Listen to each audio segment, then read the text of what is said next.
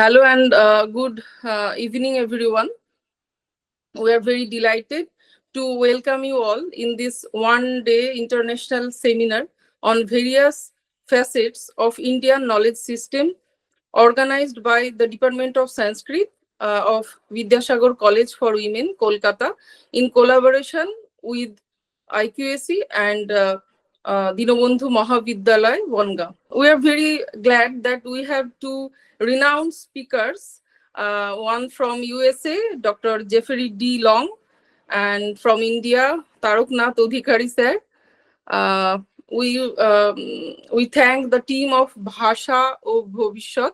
Now, I would first like to request our respected principal madam, Dr. Sutapa Ray of Vidyasagar College for Women for inaugural address, without whose support and encouragement this seminar could not have been possible. Distinguished guests, esteemed colleagues, and dear students here. It is with great pleasure that I welcome you all to organized by my college to this international seminar on various facets of Indian knowledge system. This seminar, organized in collaboration with IQAC VCFW and Dinabandhu Mahavidyalaya Bongaon, is a significant milestone in our academic journey. The Indian knowledge system has been an invaluable source of knowledge, wisdom for centuries. It encompasses a vast array of disciplines, from philosophy and spirituality to mathematics and medicine. In today's world, as we grapple with complex challenges and seek innovative solutions, the IKS offers a wealth of insights and perspectives that can enrich our lives and contribute to a more sustainable and equitable future. The National Education Policy 2020 recognizes the importance of IKS and emphasizes its integration into the Indian education system. Now, by studying and understanding the IKS, we can develop a deeper appreciation of our cultural heritage, foster critical thinking skills, and cultivate a sense of identity and belonging. Today, I am particularly honored to welcome Dr. Vishwajit Ghosh, Principal of Dinabandhu Mahavidyalaya Bongaon, to our institution. His expertise and insights will undoubtedly contribute to the success of this seminar. I am very fortunate to have such collaborative activities with your college, sir. And I would want that even in future, we have such kind of academic activities. I would like to extend a warm welcome to Dr. Tapan Rai, IQAC Coordinator of VCFW, whose guidance and support have been invaluable in making this event possible. We are fortunate to have two eminent speakers today joining us in this platform. Dr. Jeffery.D.Long, Professor, Department of Religion and Asian Studies, Elizabethtown College, Pennsylvania, USA. He will deliver an enlightening lecture on the topic, All Knowledge is Within You, Epistemology in the Thoughts of Swami Vivekananda. And today our second speaker is Dr. T.N. Adhikari, Professor, Department of Sanskrit, Rabindra Bharati University, Kolkata. He will speak on the topic Vedic Values and Modern Times. I am sure their expertise and experience will undoubtedly provide valuable insights into the various facets of the Indian knowledge system. I would also like to express my sincere gratitude to the Department of Sanskrit for their initiative in organizing this timely and relevant seminar.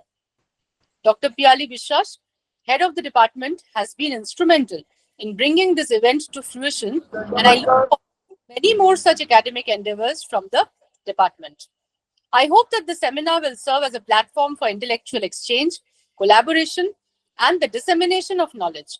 By exploring the rich tapestry of the Indian knowledge system, we can gain a deeper understanding of ourselves, our world, and our place in it. Thank you very much. And I really welcome everybody present in this digital platform to listen to the enlightening lectures of our speakers today. Thank you. Thank you, madam. Now I am requesting Dr. Vishwajit Ghosh, Principal of Dinabandhu Mahavidyalaya, Bongaon, to deliver the keynote speech. Good evening. We are all here for the seminar. First of all, I would like to pay my respect to the two eminent professors, Dr. Jeffery.D.Long and Dr. T.N. Adhikari, who are here for the seminar. They are research person of this seminar. And Bonga Dinabandhu Mahavidyalaya is 90 kilometers away from Vidyasagar Women's College.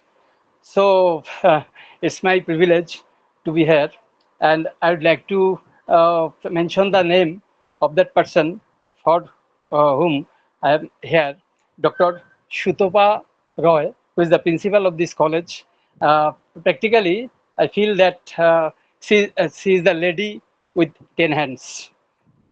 She's uh, she's the driver of the Superfast Express, and I want to catch the train because I want to sign the MOU with the Women's College, Vidyasagar Women's College, and soon we'll sign the MOU, and that's why I am here. Next, I want to uh, wish the man who is a man of mathematics, math magic, that is Dr. Topon Rai, is like my elder brother. And Topon Babu, thank you very much. I think you are here. And then the NAC coordinator, IQAC coordinator, Topon Babu is the IQAC coordinator of this college. And I also like to is the NAC coordinator, the teacher of this college, all the teachers, the non-teaching staffs, and the member of this college, that is Munmun, who is very decent and who serves very effectively when I was at Vidyasagar College. So I want to mention the president, name of the president, for which the this seminar is going to be successful. I want to sign the MOU, and lastly, I want to say that the program will be successful, and hope for the uh, success of the program. Thank you, everybody. Thanks. It's a lot. Thank you so much, sir, for your speech. Now I want to request Dr. Topun Roy, IQAC coordinator of Vidyasagar College for Women, to say a few words. Our respected Principal Madam, Dr. Shutopa Rai, Dr. Vishwajit Ghosh, Principal of Dinabandhu Mahavidyalaya, two eminent speakers, Dr. Jeffery.D.Long and Dr. T.N. Adhikari, Dr. Piyali Vishwas, HOD Department of Sanskrit, my colleagues, and all my dear students. I feel great pride to present in this international seminar on various facets of Indian knowledge system organized by Department of Sanskrit, Vidyasagar College for Women, Kolkata. In collaboration with IQAC VCFW and Dinabandhu Mahavidyalaya, Bagna. India has a long history of knowledge which has been flowing like the river Ganges for ages. So, Indian knowledge system is the systematic transformation of knowledge from one generation to the next generation rather than a tradition. These knowledge systems, including Vedanta, Yoga, Ayurveda, and Vedic science, are still applicable in the modern world. As a professor of mathematics, I can say that ancient Indian mathematics and astronomy stand as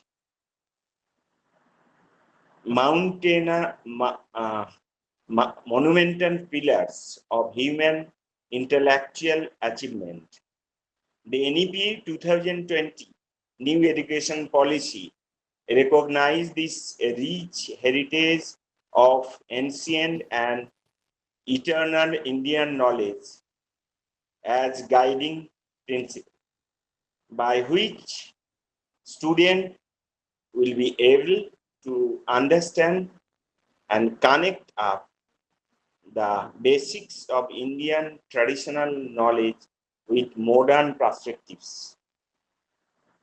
I appreciate the Department of Sanskrit of our college and Dinabandhu Mahavidyalaya for taking up such a beautiful topic for discussion. Thank you. Thank you, Tapun sir. Now I will introduce Jeffery.D.Long before you. He is a professor of religion and philosophy and Asian studies at Elizabethtown College in Elizabethtown, Pennsylvania, USA, where he has taught since receiving his PhD from the University of Chicago Divinity School in the year 2000. He is the author, editor, co-editor of 12 books, including Hinduism in America, which won the Rajinder and Jyoti Gandhi Award for Excellence in Theology, Philosophy, and Critical Reflection from the Dharma Academy of North America in 2022. His latest book is Discovering Indian Philosophy, an introduction to Hindu, Jain, and Buddhist thought. His work focuses primarily on the religions and philosophies of India, mainly the Hindu, Jain, and Buddhist traditions, and on such themes as nonviolence, pluralism, and its metaphysical foundations, the pedagogy of teaching Indic traditions in a Western context, religion and popular culture, and the concept of rebirth. In 2021, he received an award from the International Ahimsa Foundation for his efforts to promote nonviolence through scholarship. In the same year, he received the Rank Award for Research Excellence from Elizabethtown College. He has spoken 3 times at the United Nations and appears in documentaries for PBS and History Channel.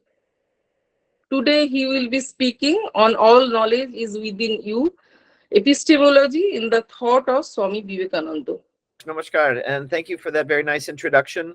I'm grateful to be here today and to be able to contribute to this conversation on Indian knowledge systems.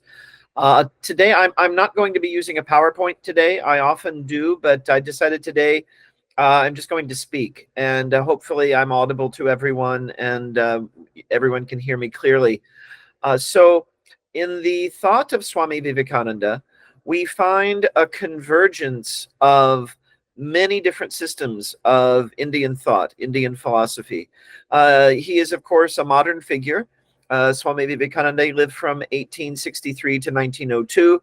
He was on this earth for all too brief a time, but standing in this relatively recent phase of history, he had the benefit of being the recipient of the sum total, one could almost say, of prior Indian philosophies. He studied extensively. He had a voracious curiosity, and he had the ability to remember everything that he read and everything that he heard. And so he traveled throughout India after the passing of his master, Sri Ramakrishna, and studied with various masters, learning various schools of thought. Even going back to his childhood, he had a very deep interest in philosophy, a great love of learning. And so in a sense, you could say in Swami Vivekananda, we see a convergence of multiple threads, multiple systems from India and even from the West that he had absorbed through his English education.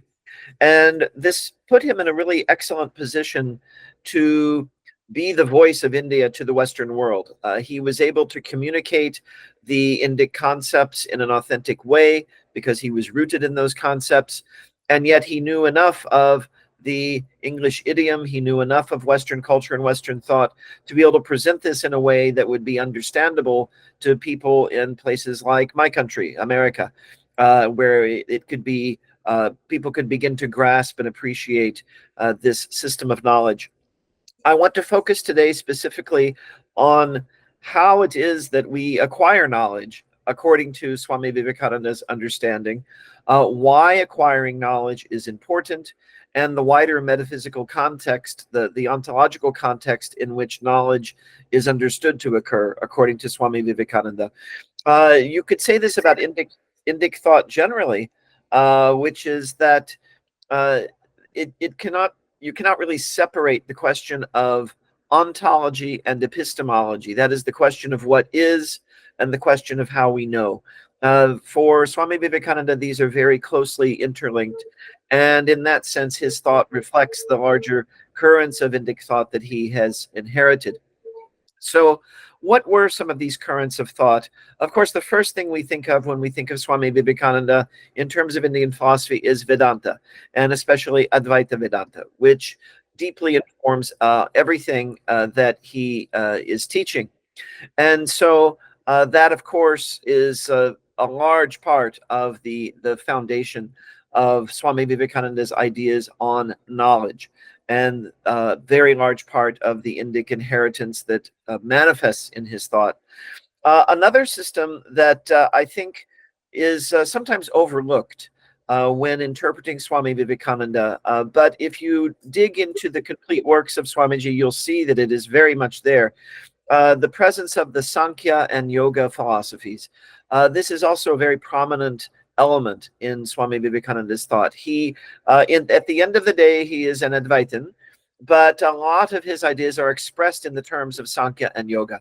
And we will see some examples of that today. I have some quotations from Swami Vivekananda that I'm going to be utilizing to illustrate the points that I want to make about his understanding of knowledge, his epistemology.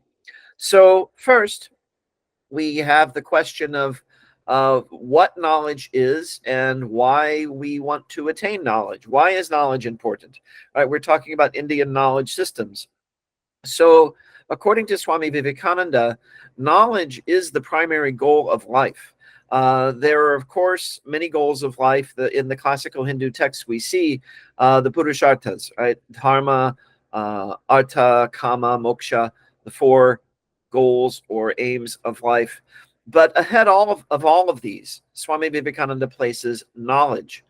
And he articulates this in his complete works. In one of the lectures, he says, and this is a quote from Swami Vivekananda, he says, "The goal of mankind is knowledge. That is the one ideal placed before us by Eastern philosophy. Pleasure is not the goal of man, but knowledge. Pleasure and happiness come to an end. It is a mistake to suppose that pleasure is the goal. The cause of all the miseries we have in the world is that men foolishly think pleasure to be the ideal to strive for. After a time, man finds that it is not happiness, but knowledge towards which he is going, and that both pleasure and pain are great teachers, and that he learns as much from evil as from good." So that's the end of the quote. So I want to elaborate on this quote a little bit. And in fact, that's the way I have designed my presentation today. In keeping with the Indic knowledge systems, I'm going to treat the primary citations from Swami Vivekananda as my sutra, and then I'm going to give the bhashya. I'm going to give the commentary upon that. So for this sutra, you could say that I've just cited of Swami Vivekananda, I want to draw attention to several elements. Of course, his thesis is that knowledge is our primary goal. What is the opposite of that claim? What is his purva paksha? What is the other side that he is addressing? Well, he is addressing the widespread assumption that pleasure is the goal of life, that we're all here to enjoy ourselves. And there's nothing inherently wrong with enjoying oneself. But as Swamiji points out, he says, pleasure and happiness come to an end. And this is really essential to understanding, I think, not only the thought of Swami Vivekananda, but Indic knowledge systems more generally. This is a very deep theme in many of the Indic philosophies. We see this in Vedanta. This is also, of course, a prominent theme of Buddhism. The first noble truth of the Buddhist tradition, with which Swamiji was very familiar. In fact, he helped to revive knowledge about Buddhism and interest in Buddhism in India during his time. And the first noble truth of Buddhism teaches that sarvam dukkam, it says, all is unhappiness, all is suffering, by which Buddhists mean not that we're unhappy all of the time, but when we think of this worldly happiness, when we think of pleasure, we're thinking of something that's temporary, right? It's at best temporary. So, and sometimes it even causes suffering. But it at the very least, we can say that pleasure causes suffering in the sense that when it passes away, we're disappointed. So pleasure is an ephemeral thing. It comes to an end. But according to Swami Vivekananda, both pleasure and pain are tools that help us toward our primary goal, which is knowledge. He says, and this is repeated multiple times throughout his complete works, that both pleasure and pain are great teachers, that we learn from happiness and we learn from suffering. What do we learn? Well, one of the things we learn is that these experiences are passing, and that therefore happiness, you could say in the higher sense, in the truer sense, is something that is beyond pleasure and pain, something that is beyond what is merely passing. And how do we acquire that? Through knowledge. It is knowledge that leads us to that state that is beyond pleasure and pain, beyond unhappiness. And so this takes us to the second stage, second step of the argument that I want to present. Swami Vivekananda says knowledge is important because, so first we've established that knowledge is more important than pleasure or pain because they are temporary. But then secondly, we see that knowledge points the way beyond this realm of pleasure and pain. Only knowledge, he says, can destroy misery. So Swami Vivekananda says, and I quote, "Spiritual knowledge is the only thing that can destroy our miseries forever. Any other knowledge satisfies once only for a time. It is only with the knowledge of the spirit that the faculty of want is annihilated forever. So helping man spiritually is the highest help that can be given to him. He who gives man spiritual knowledge is the greatest benefactor of mankind, and as such we always find that those who are the most powerful of men who helped man in his spiritual needs, because spirituality is the true basis of all our activities in life. A spiritually strong and sound man will be strong in every other respect if he so wishes. Until there is spiritual strength in man, even physical needs cannot be well satisfied. Next to spiritual comes intellectual help. The gift of knowledge is a far higher gift than that of food and clothes. It is even higher than giving life to a man, because the real life of man consists of knowledge. Ignorance is death. Knowledge is life. Life is of very little value if it is a life in the dark, groping through ignorance and misery." So I want to unpack that quote as well. What is Swami Vivekananda saying to us? So he's first established that knowledge is our goal, and then he narrows that a bit. He talks about what he calls spiritual knowledge. Now, what does he mean by spiritual knowledge? He hints at a definition of it here. He says, "It is only with the knowledge of the spirit that the faculty of want is eliminated forever." He is saying that the knowledge of the spirit, by which he means knowledge of the self, that is true, the true self knowledge, the deeper self that is beyond the physical body, which is temporary, which is what experiences pleasure and pain, and beyond even the intellect. The intellect is helpful, but even the intellect, he says, is secondary to the higher spiritual knowledge. Now, this points to a very important distinction that Swami Vivekananda makes, and that is made in the Indian knowledge systems. And you find that it is not made so clearly very often in Western thought. Consciousness studies is a very big topic right now, but very often in the Western discourse, the concept of mind or intellect and the concept of consciousness are conflated. So you often find mind and consciousness used as synonyms in a lot of the Western discourse. But in Indic thought, there is a differentiation made between consciousness on the one hand, then you have mind and intellect, and then of course the body is there. And so what Swamiji is saying, he has a very clear hierarchy here. And this hierarchy is based on temporality. The body is very temporary. We know that it's born. We know that it dies. It changes throughout its lifetime. Even as I'm speaking, countless cells are being born and dying. We're leaving skin cells everywhere we go. The body is dying all of the time. It's being born and it's dying. It's constantly renewing itself. The mind is something. The intellect is something that has a more enduring character. But even it is part of the material realm, according to Vedanta and Sankhya philosophies. Mind is not spirit, right? Mind is the tool, the instrument of knowledge, but it is not itself knowledge. It is not itself consciousness.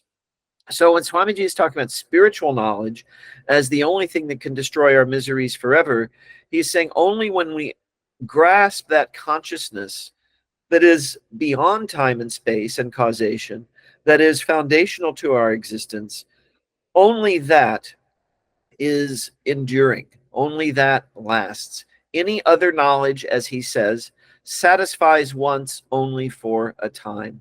I'm just quoting him again. It is only with the knowledge of the spirit, that is the consciousness that is unchanging, that is beyond the intellect, that the faculty of want is annihilated forever. We cease to desire. You could phrase it this way: our desires are infinite or potentially infinite. Therefore, only that which is itself infinite can satisfy them. And what fills that description? What meets that description of the infinite? The self, the Atman, the higher self, what he is calling here the spirit. He says that intellectual knowledge can also help. He says next to spirit comes intellectual help. The gift of knowledge is a far higher gift than that of food and clothes. It's even higher than giving life to a man, because the real life of man consists of knowledge. Basically, even if you want to satisfy the needs of the body, even if you are pursuing pleasure, you need knowledge in order to do that. So knowledge is, you could say, has a greater substantial quality. It is not so ephemeral as the physical, and the physical is in fact dependent upon it, right? So even the pursuit of the physical is something that requires knowledge, intellectual knowledge. But of course, we're again constantly pursuing that type of pleasure because of its ephemeral nature. It's finally the spiritual knowledge, the knowledge of consciousness, of the infinite self that is within, that can truly and finally satisfy us. So this brings us to the next step. If we say that Swami Vivekananda has now established that knowledge is the most important thing, and in fact, of the types of knowledge, spiritual knowledge is indeed the highest, the question then becomes, how do we receive that knowledge? How do we gain that knowledge? So this is where I want to speak about Swami Vivekananda's epistemology. So this is really the heart of my presentation. And according to the epistemology of Swami Vivekananda, it's quite different from what we might call a conventional epistemology, what we find in the West, and I think even to some extent in modern India. In a conventional epistemology, there are objects in the world out there separate from ourselves. There's us, and then there's our mental faculty, which in some way grasps those external objects. And then the question becomes, how do we replicate the situation of those external objects in our mind? That is, how do we replicate the world in our mind? How does our contact with the world become knowledge? And that becomes the question of epistemology. Of course, it's a vast science. It's an area that involves philosophy, it involves neuroscience, it involves all kinds of things. But the epistemology that Swami Vivekananda proposes is quite different in that regard, because it doesn't posit an external world. Swamiji says knowledge is inherent within us. And so this is a little longer quote, but I want to repeat this so we can really hear it in Swami Vivekananda's own words. Swamiji says, now this knowledge, again, is inherent in men. No knowledge comes from outside. It is all inside. What we say a man knows should, in strict psychological language, be what he discovers or unveils. What a man learns is really what he discovers by taking the cover off his own soul, which is a mine of infinite knowledge. Now the quote continues, but I want to pause here for just a moment, because this is really very profound. It is the opposite of the conventional, what I'm calling conventional epistemology, where there's a world outside, there's us, and the mind is in some way replicating the world outside to our awareness. According to Swami Vivekananda, you don't need to posit a world outside. He says no knowledge comes from outside. It is all inside. That all knowledge is within the self. So when we're acquiring knowledge, we're actually not acquiring anything. We are removing the veil of ignorance that separates us from knowledge that is already present within us. Now, I want to return to Swamiji. He gives a specific example here. In the next paragraph of this particular lecture, he says, we say Newton discovered gravitation. Was it sitting anywhere in a corner waiting for him? It was in his own mind. The time came and he found it out. All knowledge that the world has ever received comes from the mind. The infinite library of the universe is in your own mind. The external world is simply the suggestion, the occasion which sets you to study your own mind. But the object of your study is always your own mind. The falling of an apple gave the suggestion to Newton, and he studied his own mind. He rearranged all the previous links of thought in his mind and discovered a new link among them, which we call the law of gravitation. It was not in the apple, nor in anything in the center of the earth. All knowledge, therefore, secular or spiritual, is in the human mind. In many cases, it is not discovered, but remains covered. And when the covering is being slowly taken off, we say we are learning. And the advance of knowledge is made by the advance of this process of uncovering. So this is very profound. We need to unpack this. When I say it's very profound, I mean, when you hear these things in Vedanta philosophy that sound very counterintuitive, they're an occasion to reflect more deeply on the picture of reality that Vedanta is presenting. And according to Vedanta, what we experience as an external world is really a mirror of our own consciousness. So we perceive an apple falling from a tree, but what we're really perceiving, what is really happening, is that this act of perception is happening within the mind, and awareness, consciousness, is presenting to itself within the mind in a particular form. And the error that we commit, the sort of primordial error that we commit, is in confusing those presentations to consciousness as objects outside ourselves, right? Because we have identified with the object which is our body, and therefore we perceive everything in relation to that object, right? So, but this is really all happening inside of consciousness. This is all happening, and then the mind is the instrument that is allowing this uncovering to take place. It's the mind paradoxically is part of the covering, but it aids in its own uncovering, right? Great yogis and teachers talk about manonasha, right? It literally means destroying the mind. It sounds very negative in that sense, but what it is referring to is uncovering consciousness, which has been limited and obscured by the superimpositions of the mind. But the mind itself can be our aid in removing the mind, right? In uncovering and discovering that deeper consciousness. So this is how epistemology works, according to Swami Vivekananda. It is an uncovering of what is already there, not a bringing of something new into the mind from some outside place. It's all inward. It's all within, according to Swami Vivekananda. Now, we might ask, why is there this experience of an external nature and an external world in the first place, right? Why is it there?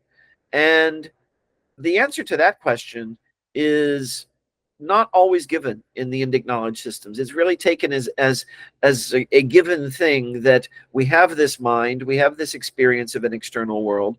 And so how do we go about digging beneath the surface and finding the reality beyond that? But one tradition which posits the idea of consciousness and nature as two distinct things is Sankhya, right? The Sankhya tradition posits this. According to Swami Vivekananda, as a Vedantan, right, that distinction is ultimately unreal. But while we are experiencing it, while we're still enthralled by these coverings of the mind, what is often called Maya in the Vedanta tradition, we can use this distinction in a way that helps us go beyond it. This is what I was just saying about the mind can actually be an ally and an aid in its own uncovering, in its own discovery. And so Swami Vivekananda talks about this. In the passage I'm about to read, he's using the word nature. In this particular context, he's using nature to translate the Sanskrit term prakriti. And he's not talking about nature as it's widely understood in terms of referring to the environment, the ecology, and so on. Of course, it encompasses that. But he's referring here to the whole realm of phenomena of which the mind is part. And he says, why does it exist? He says, the very reason of nature's existence is for the education of the soul.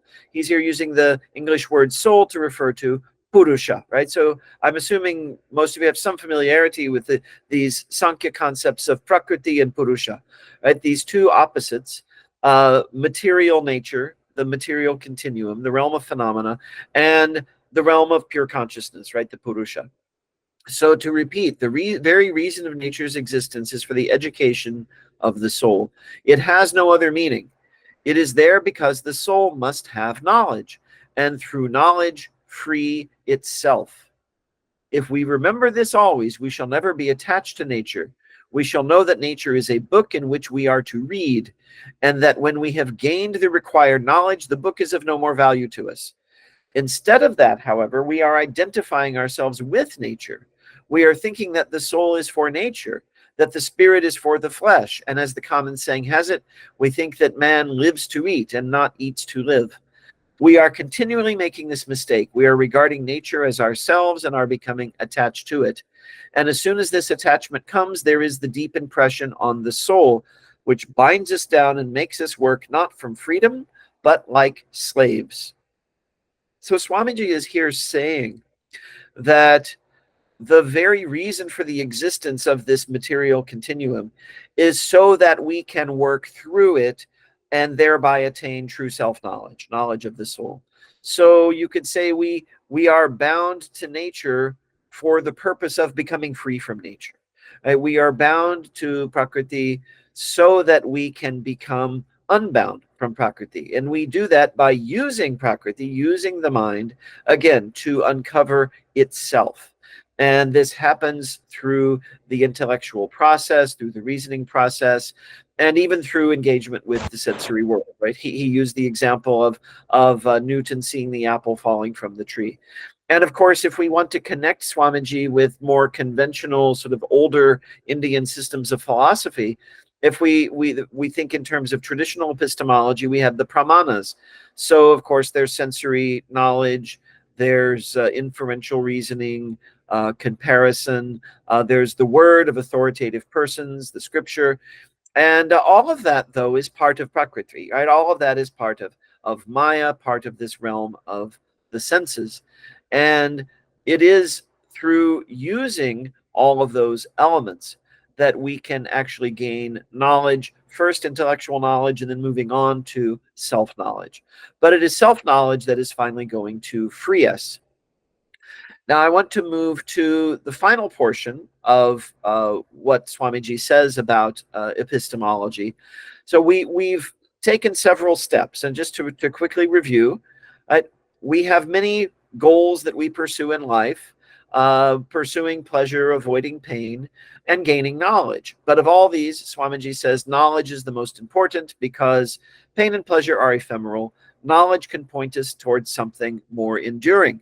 And of the many kinds of knowledge we can pursue, the spiritual knowledge, knowledge of self, knowledge of the consciousness that is beyond the ephemeral realm that includes the mind, only that can really give us true and lasting freedom and true and lasting happiness, as opposed to the short-term happiness that we tend to pursue. And the way we attain that knowledge, ultimately, he says, it is already there within us. It is not something external to ourselves that we need to acquire. It is internal to ourselves. We need to uncover, discover this knowledge. And then when we discover this knowledge, we realize that the whole purpose of the mind and of the whole material world that we appear to experience is to direct us back to and show us that true self, that true knowledge. Now, this, of course, also can raise many questions, but the one that Swamiji is concerned to address here is this way of talking and thinking that I have outlined can sound to people very cold, as if all the pleasures and joys of this material world are nothing. It's a veil. We need to rip it aside and see beyond it to the truth beyond. Why should that be appealing, we could say? And Swamiji gives us an answer to that as well. And he invokes the concept of love, right? Now, love has not been mentioned yet. And when we hear the word love, we might think again in terms of pleasure and pain and temporal relationships and so on. But what does Swamiji say? He says, so I'm going to quote from him again: real existence, real knowledge, and real love are eternally connected with one another. The three in one, where one of them is, the others also must be. They are the three aspects of the one without a second. The existence, knowledge, bliss. He has these hyphenated together. Existence, knowledge, bliss. Of course, he's talking about Satchitananda. When that existence becomes relative, we see it as the world. That knowledge becomes in its turn modified into the knowledge of the things of the world. And that bliss forms the foundation of all true love known to the heart of man. This is incredibly profound. I think this is really at the heart of Swami Vivekananda's message, that when we're pursuing knowledge, we're also pursuing love in its truest and deepest sense. Love is not attachment. Love is not a mere sentiment. Love is not an emotion. It is the profound oneness and interconnectedness of all existence. And when we experience that, when we feel that, that is true love. And all the loves we experience in the world are manifestations of that, or you could say flickers, sparks of that deeper love. I'm reminded of the Brihadaranyaka Upanishad when Yajnavalkya, the sage, is departing from his wife to go and pursue moksha. And she asks for some of his wisdom before he leaves. And he gives a whole litany of different goods in the world. And he says they're all dear, not for their own sake, but because of the Atman within. They all point to this deeper oneness, deeper interconnectedness that is the foundation of our being. So he says the husband is dear, not for the husband's own sake, but because of the Atman. The wife is dear, not for her own sake, but because of the Atman. The children are dear, not for their own sake, but because of the Atman. And he goes out and lists a whole range of things we experience for which we experience love. The love is there not for what is appearing to the experience. That's just the occasion of deepening the connection with the self within, the deeper consciousness that is the heart of everything. And this is very beautifully stated by Pravajika Vajraprana in the Vedanta tradition. And she writes in her simple introduction to Vedanta, quote, "Love, sympathy, and empathy are the affirmation of this truth. They are a reflexive response because they mirror the reality of the universe. When we feel love and sympathy, we are verifying, albeit unconsciously, the oneness that already exists. When we feel hatred, anger, and jealousy, we separate ourselves from others and deny our real nature, which is infinite and free from limitations." So, to sum up what Swami Vivekananda has said about knowledge, first of all, knowledge is our highest goal. It takes us beyond what is merely temporary. The specific type of knowledge that does that is knowledge of that which is not temporary, the knowledge of the spirit, the knowledge of the Atman, knowledge of the true self, divine knowledge. How do we acquire that knowledge? It's already there within us. We have to uncover it, discover it, reveal it to ourselves. The material world and all of our experiences here can be an occasion for such knowledge. He gives the wonderful example of Newton seeing the apple fall from the tree. We don't even know if that story is true, but it's become established in our imagination. So we can work with that image. Something sparked within him the idea of gravitation. But as Swamiji says, the gravitation was not really a thing outside of Newton's mind. It was something that emerged from his consciousness. And so that's the function of the material world. It points us toward the deeper knowledge that takes us beyond the material. And the material, and here I'm referring to Prakriti, that includes the mind, that includes the intellect. The intellect becomes, it can become our enemy, and it can further cloud our awareness, or it can become our ally. And through skillful use of the pramanas, through skillful use of the means of knowledge available to us, we can uncover that deeper knowledge that is beyond the mind, the knowledge of self. And when we discover this, we discover true happiness, true joy, true love, that love which consists in the oneness of all. And that is the highest love, that is the highest knowledge, and that is the highest existence. So, Satchitananda, right? This is what we are aiming for. And so Swami Vivekananda's philosophy, I would say, is a very beautiful modern reiteration of several streams of Indic philosophy that converge in his thought. And I've especially focused on Vedanta, on Sankhya. I had occasion to mention Buddhism as well, which emphasizes the ephemeral nature of phenomena. And so I want to leave some time for questions. So I'll close my formal remarks there. So thank you very much. Thank you, sir, for your insightful lecture. Now I would pick up some questions from the audience. Srijit Chaudhuri. Sir, thank you very much for your enlightened and provocative lecture. Sir, I am a student of economics. I teach economics at Vidyasagar College for Women. I am Srijit Chaudhuri. Sir, from economic point of view, I just want to relate the economic world with Vedanta. If suppose there are n number of individuals, and if all n number of individuals are practicing Vedanta, then one question is what will happen to the economy? Number one. Yes. Number two, right? So my hypothesis is that we all know that an economy runs with consumption, investment, and government expenditure, export and import. So without consumption, without investment, an economy cannot be run. So I think after a certain level of material pleasure is necessary condition to raise the question within of a person,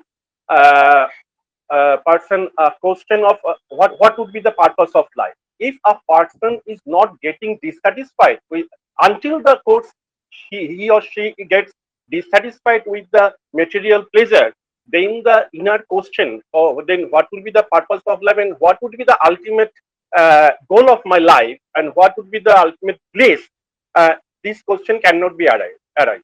So this is my economic point of view. As a student of economics, always this question comes to my mind. So I think material pleasure is a necessary condition, a fullest level. Material pleasure at a fullest level is a necessary condition to have the question of raising, then what would be the purpose of my life? If I get satisfied with the material pleasure, then I will no longer question what is meant by bliss. So, what is your remark, sir? Okay, very good. That is an excellent question. So 2 points. First, and of course, because you've articulated it in this way, I'd say that the first part of your question is, if everyone was practicing Vedanta and thinking this way, what would happen to the economy? First thing I'll say is I think there's no great danger of that occurring. In fact, Swami Vivekananda himself said, the number of people who will really take up this path is very small at any given time. So I don't think you need to worry about going out of business anytime soon. But I want to address the deeper point that you made in the second part of your question, because let's work with the hypothesis that maybe this becomes a mass movement and people adopt these values and they begin to see material things as merely ephemeral and so on. So a question that Swamiji, in fact, Sri Ramakrishna talks about this. Swamiji hints at it in a few places. But in most of Swamiji's work, he's aimed at getting us to freedom. And so the question, what happens after that, does not really come up. But it does come up in the Advaita tradition. What happens after that? And of course, there's the idea of the Jivan Mukta, right? Someone who has attained this liberation. But that doesn't mean the body dies. That doesn't mean it vanishes or disappears. For that person, yes, they've realized this is all a play, but that body is still there, and it's still the material forces are still at work. I would like to suggest, and it's just a suggestion. It's not a something I can say that I know with any certainty, because I have not reached that goal. But I can visualize a liberated person as including, among the many possibilities, someone who's very deeply immersed in the world of trade and business and economics, but is not touched by it on a deeper spiritual level, right? There's this phrase in Christianity. They talk about being in the world, but not of it. And I could imagine such a person making economic decisions not with the aim of maximizing their own pleasure, because they've gone beyond that, but with the aim of the highest good of the largest number of living beings. So doing really major altruistic work with the economic resources at their command, which would also mean they would need to develop those economic resources, right? They would need to be involved in buying and selling and trading, but it would all be with the aim of maximizing profit, not for their own sake, but profit for the sake of the world, right? It would be a kind of altruistic business model. And I think that this is a very powerful idea, because it means that spirituality is not just for sannyasis sitting in caves in the Himalayas. And I think there's a very interesting text in the Buddhist tradition that points toward this. It's called the I'm blanking on the name, but there is a there's a businessman in there's a Mahayana text that talks about a businessman, Vimalakirti Nirdesha Sutra. Okay, I just remembered it. Vimalakirti is a businessman. He's very, very wealthy. And the Buddha's disciples asked the Buddha, they said they want to know about the path of the Bodhisattva. How does a Bodhisattva live? How do we learn this path? And the Buddha says, go to Vimalakirti. And they're astonished, because Vimalakirti is very wealthy. He's a wealthy man. He's a merchant. He lives in luxury.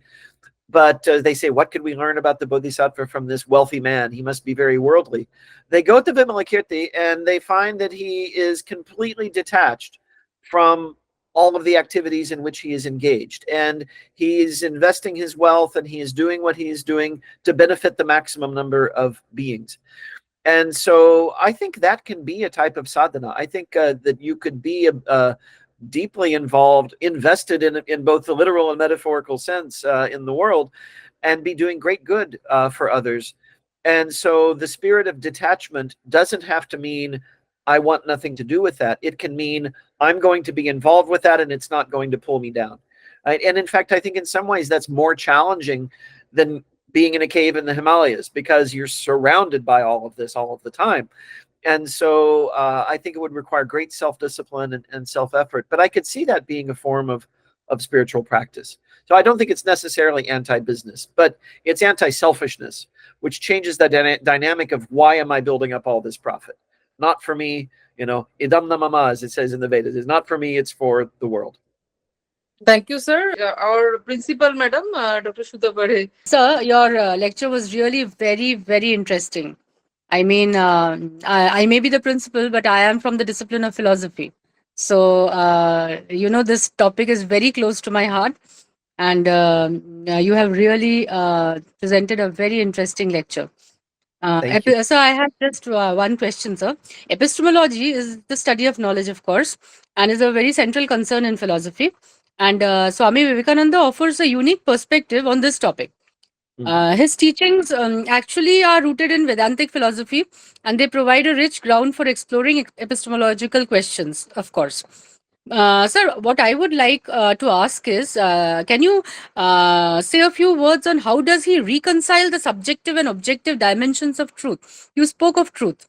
A short answer to that very, very profound question, how does he reconcile the subjective and objective dimensions of truth, is that ultimately he collapses them, because it's all one. Right, for Swami Vivekananda. So the subjective and the objective is the subjective projected as a world, as an experience. The objective is the subjective ultimately for him. So by affirming that the external world is a mirror of consciousness, the subjective and the objective finally become blurred. And so that distinction ultimately, I think, collapses in Swami Vivekananda's thought. He says in various places that you can begin with the subjective and move to the objective, or you can begin with the objective and move to the subjective. But at the end, they are proven to be manifestations of the same self and the same consciousness. Thank you, sir. Thank you very much. It's just this movement which I was talking about. You said the thing which you said, that moving from subjective to objective and objective to subjective. So I know that the time does not permit. There are temporal restrictions on us, and in this platform we can't discuss in detail. Anyway, maybe in some future, when we'll have another seminar, Piali might organize, and we can get to talk to you. We'll talk in details about this. Thank you very much, sir. Absolutely. And I'll just add to that Sri Aurobindo picks up this thread of Swamiji's thought with his Right. concepts of evolution and involution. And I think it really gets developed there. Swami Vivekananda planted seeds, and then he left us, right, at the age of 39, all too young. And I think it was left to others to pursue some of these questions to their further logical extent. And Sri Aurobindo is an enormous contributor to that process. I really see him as being in the same lineage with Swami Vivekananda. We can have a seminar in the future on Sri Aurobindo's ideas and philosophies as well. We have one more member from my department, actually, Dr. Rapti Dev. Sir, I have 3 questions. You have said that Vivekananda had told there are 4 types of knowledge. So, and spiritual knowledge is the uppermost level. So, how we acquire this spiritual knowledge? Only is it the only way to for self-control, or any other way to going at the top of this knowledge? How we acquire all this? Is it the, how many steps we have to go at the top? Number 2, how we can differentiate true love, true intellect, or true knowledge? How we know that what is true and what is not true? And the third question is, true knowledge or the spiritual knowledge is the same thing, or it is different, and how we differentiate these two? So in terms of the first question, how do we attain knowledge? The answer to this for Swami Vivekananda is the yogas. And so knowledge is the means by which we acquire liberation. But the paths to attaining that knowledge are multiple. And he talks about 4 yogas, 4 tendencies that tend to be found in people. And one of them is the yoga that utilizes the intellect, right? The jnana yoga. Then there's also the path of devotion for those who are more emotionally inclined. That can also lead to true self-knowledge. Then karma yoga, by which we overcome the ego through service. And then finally, the very direct path of meditation, Raja Yoga. So through those methods, self-knowledge arises, according to Swami Vivekananda. Your second question was, remind me again, that there was, I remember the last one, but no, how we differentiate true love, true intellect, or true knowledge? Yes, how do we differentiate these? So the answer for Swami Vivekananda is a pragmatic one. When our love, let us say, results in sorrow and unhappiness and fighting, we know that it is infected with ego. It is in fact, attachment. But true love is completely unselfish. It has regard only for the other, and is not tied to, what can you do for me, right? That I needs to be gone in order for love to be true. Same with knowledge. It is not for the advantage of oneself that one is seeking knowledge, but is an honest search for what is there, right? True self-understanding. And so it has to be devoid of ego, and we know that through its pragmatic expression. If it is conducive to bliss, to joy, to doing good in the world, then it is the true variety. If it's not, then we know we still have work to do.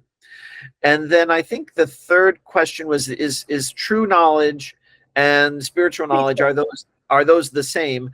I think they're not exactly the same. I might have used them synonymously a couple of times as I was speaking, but one can have true knowledge in the sense of accurate knowledge about the material world, for example.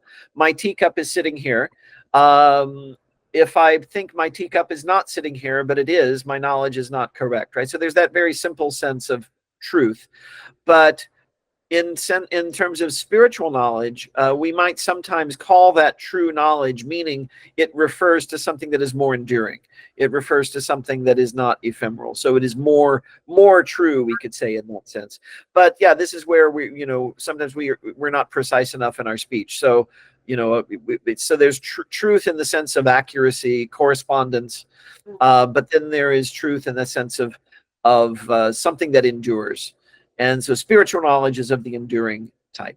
Thank you so much, sir, for your august presence and sparing your valuable time with us. Now we'll move on to our next session. Our next speaker is Professor Taraknath Adhikari. He is from the Department of Sanskrit of Rabindra Bharati University, who is a renowned Vedic scholar of India and has 40 years of teaching experience and above 30 years of university teaching.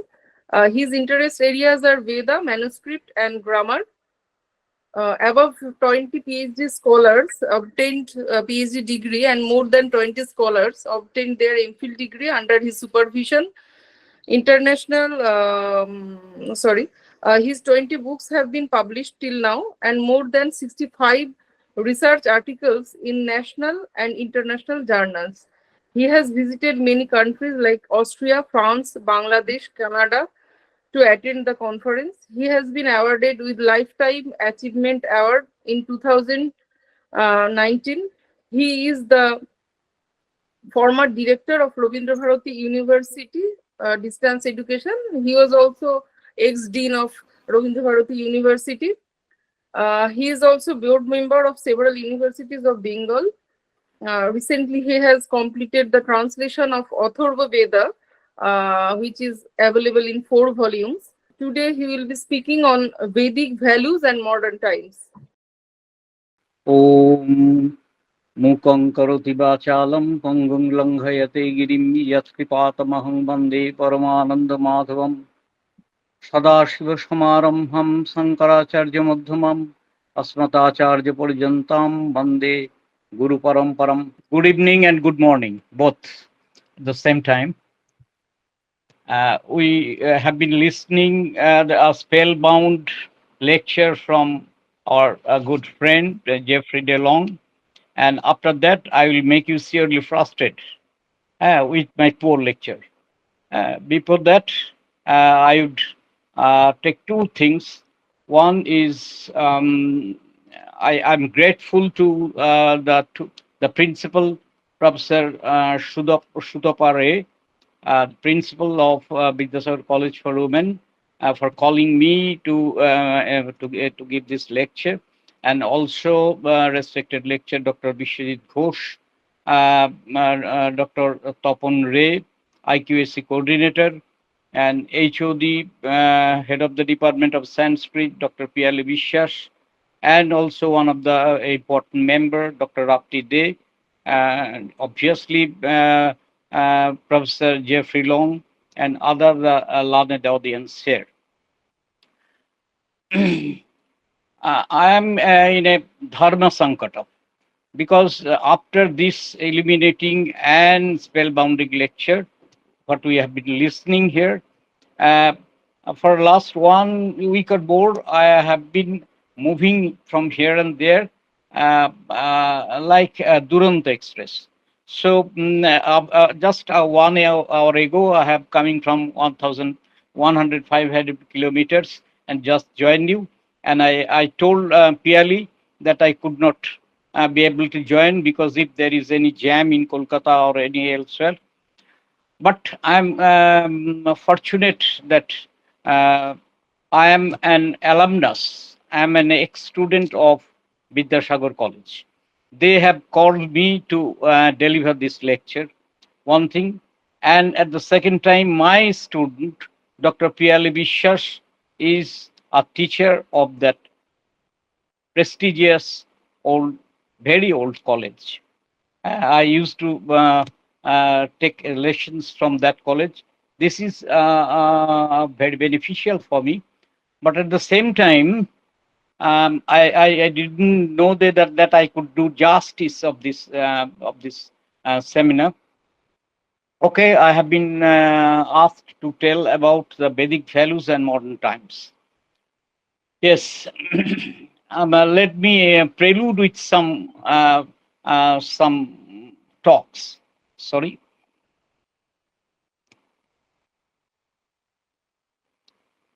Sorry. Now we all humans, what I was speaking on the student of economics. All humans, the so-called gentlemen, even in the morning or any time of the day when we meet a person, we simply say good morning or good evening. In Bengali language, I hope Jeffrey Long will understand some Bengali. ভালো আছেন তো?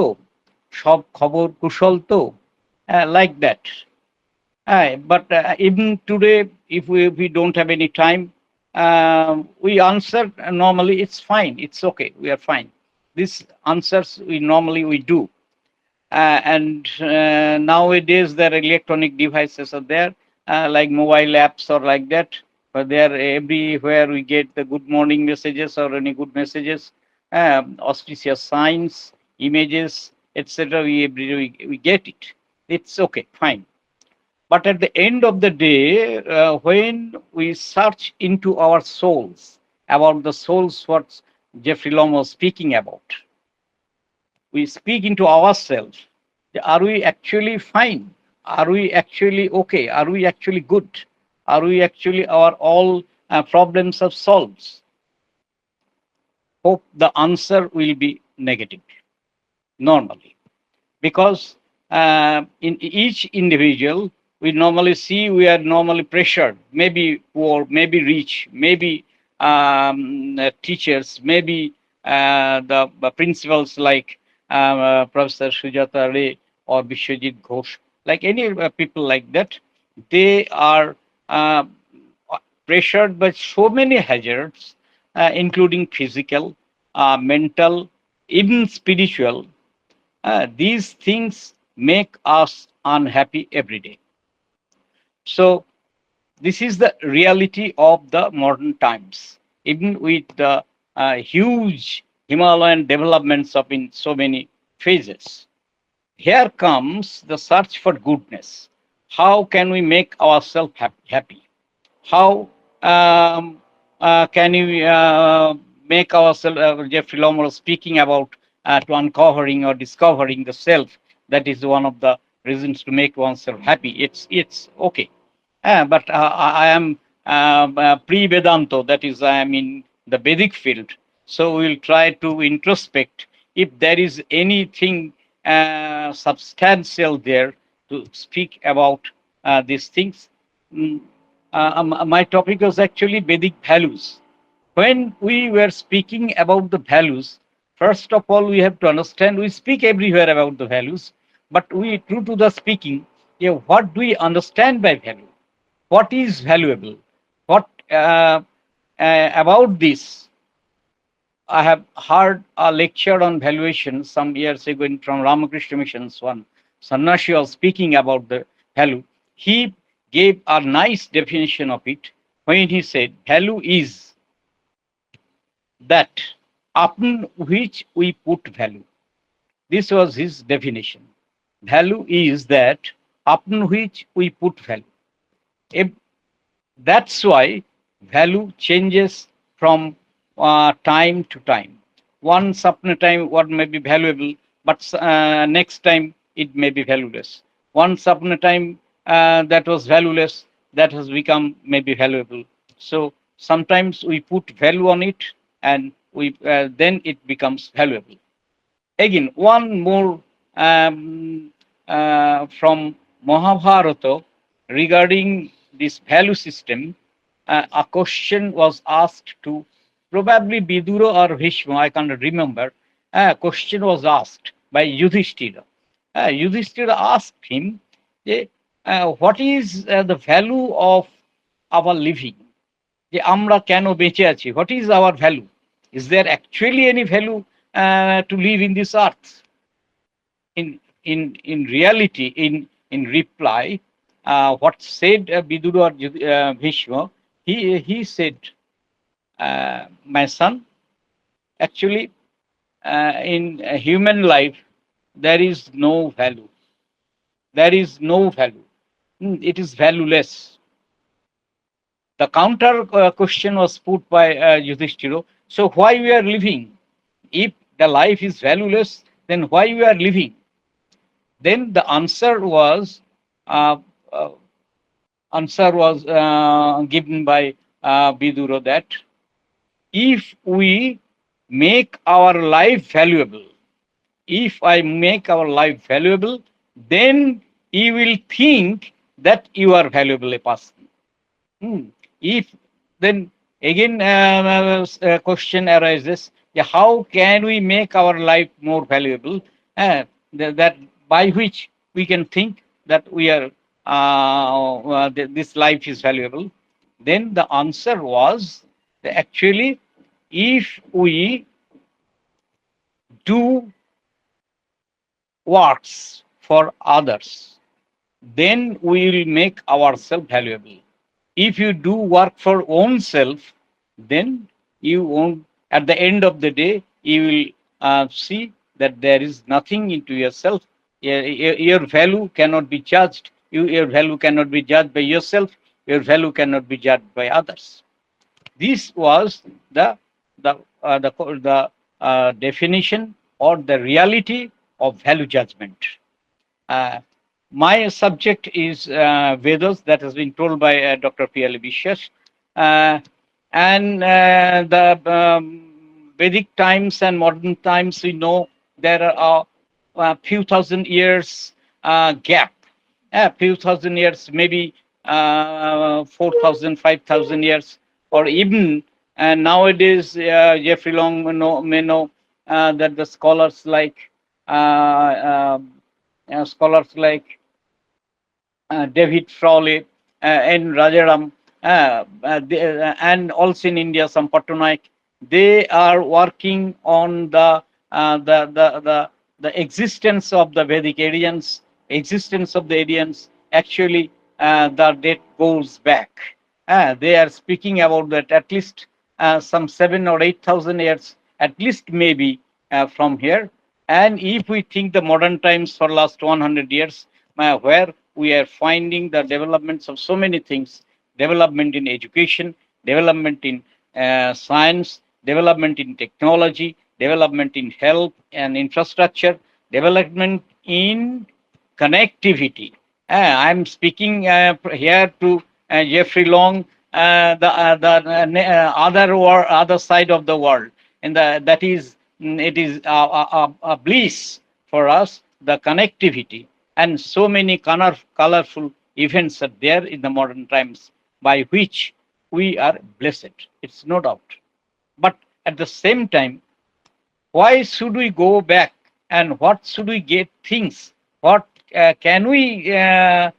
things can we get from the Vedas that can have some intrinsic values? That is our question. That is our part of discussion. Let's see. I won't go in so many places. I would take two or three places where we can say that there are some values in the Vedas that we can preserve, we can use, we can interpret those things even today. Well, I will take 2 or 3 examples because I won't take much time, because people will be more frustrated to hear my lecture.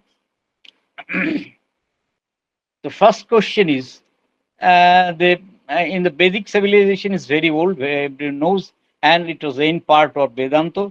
But in the Vedas, there was a value was put on yajna, that is sacrifice. So we can we say that we see the rites and rituals and so many so big events like the sacrifices. Can we go back to that places? No, I would say no. What can we get from that? Yes, we will try to get the philosophy of the yoga of the sacrifice.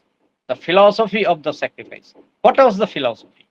Actually, performing the sacrifices. There was behind a philosophy. You yajeto sargokamo. There is a simple vidivakya is there. Even then, in the yagga, the yagyena yagyam ayajanta devaha tani dharmani prasamani asan. In Rigveda, we listen from this. What is this yagga? This yagga is a performance, a selfless performance. If you ask me, yeah, why are you speaking? Are you interpreting this selfless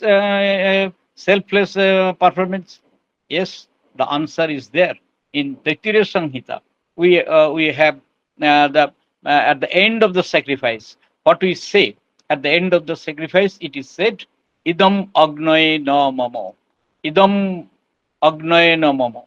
These verses are uttered at the end of the sacrifice. So can what I have been doing, what I have done so far, it is only for this fire. The fire, what enlightens us. Fire in the sense of Aravindo, yes. Sutapa Ray was speaking of Aravindo.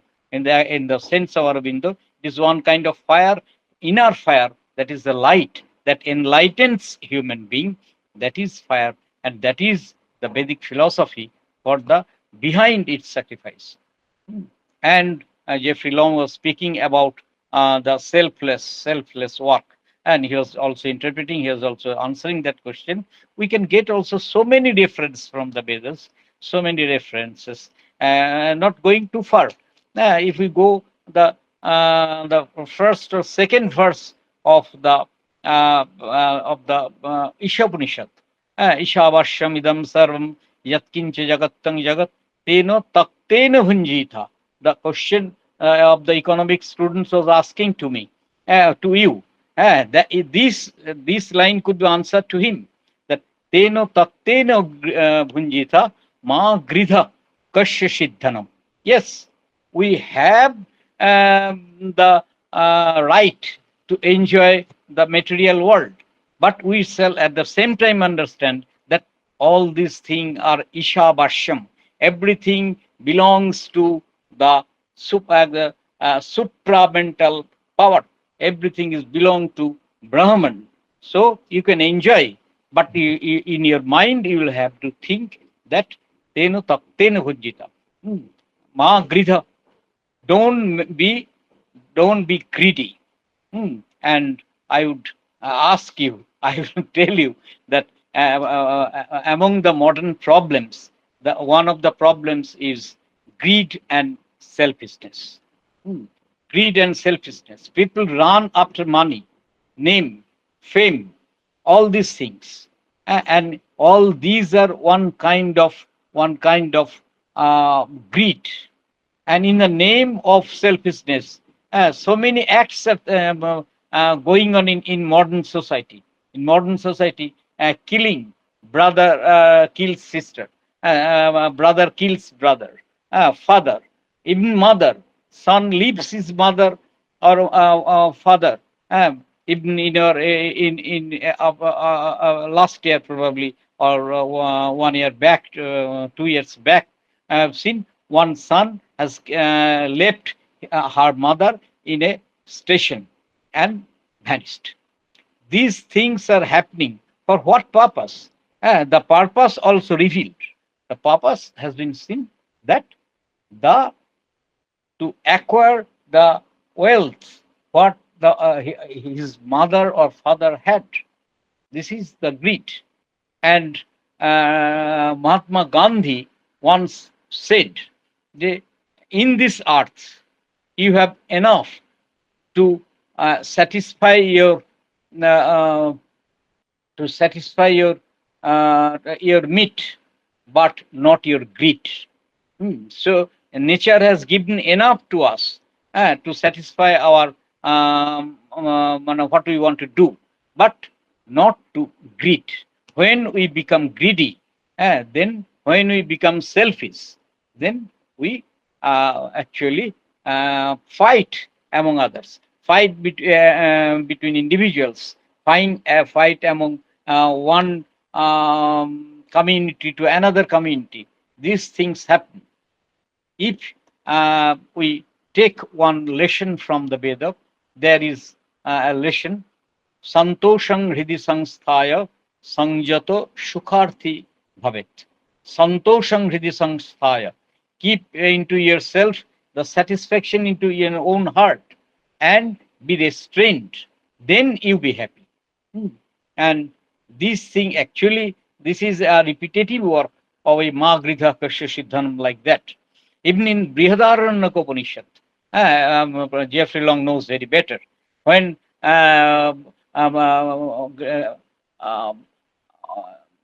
Jaggavalka wanted to share his wealth between his two wives. Our students also know all these things. That between two wives, and Jaggavalka has enough wealth. When before he took her Pravajja, he had enough wealth. So he wanted to distribute between two wives, one Kattayani, one is Maitri. So when Maitri was given the half portion of the wealth, the answer of Maitri was, when you are speaking of the selfless consciousness, this is selfless consciousness. Ki yenahang namrita sham kimahang tena kuryam. If I don't become immortality with this wealth, you cannot, I don't want these things. If this wealth can make me immortal, then only I will take it. But in Christianity, Jesus also says that one camel can go through the hole of a needle, but a rich man cannot reach heaven. If I am correct, Jeffrey.Long will say, a camel can push through the hole of a needle, but a rich man, that is rich, is riches, property, enough property. I am speaking about just to meet your demand. That's not. Huge property makes a burden between your immortality and your going to the path of immortality or heaven, like that. This is Amrita or Amritapta, immortality. This is the message of the Vedas. And if you say, during the Vedic age, everything was very good. Everything was happy. Everything was fine. Everything was with in all in accordance. Everybody's go. No. I say never. Suppose if you go through the Vedas, you will see in the family life there were problems, there were gamblings, there were what you say, Shapatni Biddesh, the envy between two co-wives. These things were in the Vedas were there. But what is the message of the Veda? What is the value? What does Veda approve it? That is the question. Veda does not approve it. Veda, when speaking about the Akshashukta, hymn, Akshashukta, when Veda, he was speaking, Veda speak about the playing of dice, playing of so many the activities of a juari, that is a dice player. Everything has spoken. But at the end of the hymn, at the end of the Shukta hymn, what Veda teaches? Veda teaches that, yes, Akshair Ma Divya. Akshair Ma Divya. Don't play with the dice. Ma Akshair Ma Divya Krishimit. Then what we will do? Krishimit Krishasya. Here we can take the sense krishi in the sense of figurative. Orthat, you start your own work, physical, mental work. You start. Akshay Madhiba. Don't go what today say Rami playing or so many কি বলে, এগুলো what type of everywhere we are seeing that lotteries are going on, so many things are going on, but Veda does not approve the Akshay Madhibya Krishimit Krishesha and Bitte Ramasya Bahumanya Mana. That is very important. Bitte Ramasya. My students will also know because they hear all these verses in their syllabus also there. And what you earn from your work, that is you be happy with it. Bahumanya Mana. Bahumanya Mana. That is important. You will be happy with it. You don't take any immoral policy. You don't take any unvalued policy to earn your money. And what is the proof? Veda proofs Sabitaya Maria, that is the god Aditya has spoken to us about this thing. So you can take believe on it. This is one more thing I will say, because I hope I am taking much time regarding the waiting upon guests. Jeffery.Long, you will forgive me if I say anything about this regarding the Atithi Seva. I think our Indian system, Indian tradition, and Vedic tradition is, I hope, unparalleled in the world. Unparalleled in the world. I have visited a few European places, even the Canadian, that is in American places. There, when I go, when I speak about after the seminar or the conference, they say, "Oh, you want a coffee? Very good. You go to that shop and you will get it." This is their reply. But if you come India, if you attend any seminar physically, your all food and lodging will be maintained by that committee or that thing. And this waiting upon the guests, this is a very, very old message. In Taittiriya Upanishad, you know, Atithi Devo Bhava, Matrideva Bhava, Pitrideva Bhava, Atithi Deva Bhava. That is the message of the Veda. Atithi is like a god to you. And in the Atharva Veda, it is unknown. I have worked on Atharva Veda, so I know in the Atharva Veda, there are long 6 hymns on waiting upon guests, Atithi Seva, very long. And it is not mentioned. I have not seen any history of literature, but I have find out. And what is said there? What is told there? It is told there that Ishtang cha বা এষ পূর্তং চ গৃহানাম আসনাতি ইয় পূর্ব অতিথেভ্য অতিথের অশ্নাতি. What does it actually mean? For the students' sake, I just translate. If one atithi, that is guest, has come to your house, but before treating him, before giving him food and comfort, if you take yourself that all your prosperity, all your comforts will be destroyed. And all there are so many lines. I've given one line. Prajang choesha posung choesha grihanam ashnati. You will kill, you will swallow up your son, your progeny, your cattle, husbandry, if before the guest is treated, if you take your food. There are very long hymns in the Atharva Veda about the importance of a guest. Even in the Bratta hymn, very long Bratta hymn in the Atharva Veda, there it has been saying that when one Bratta, it is not the Manu Sanghita's Bratta. Manu Sanghita's Bratta is different, who is deviated from Brahmanical systems, he becomes Brahmana. But in the Atharva Veda, Brahta is very learned, educated, but wandering person. If he comes to the house of a household, the household becomes very happy, and he becomes very happy to give him treat. These are the messages of the Vedas. What we can even follow today. Why I'm speaking so? Because I'm speaking so, I'm looking in the modern society that um, uh, the uh, the the son has has left his father or mother.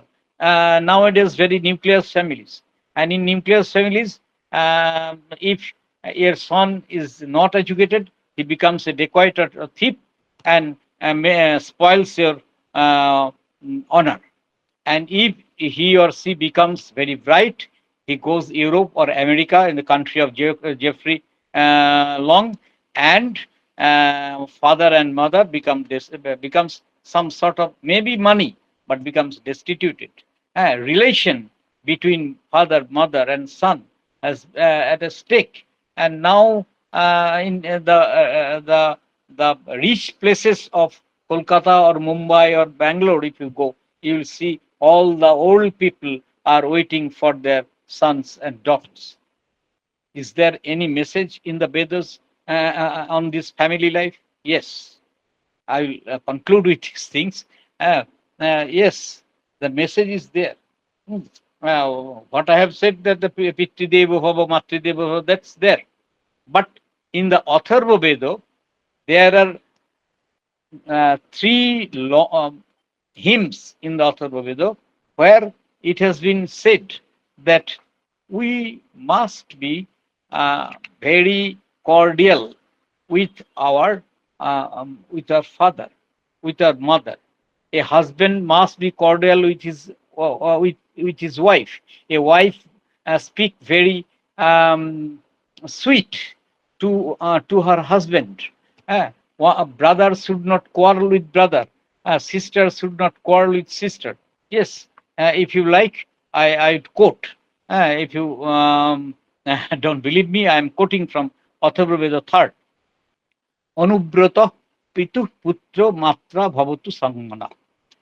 Anubrata, the putra will be following his father's good tradition and mother's good tradition. Jaya patte madhumating bachang badatu. The wife will speak sweet to his husband. Ma bhrata bhrataram dikshan. No, one brother should not quarrel, should not envy to his co-brother. Ma shasharam uta shasha. And sister should not quarrel or make any envy with his sister.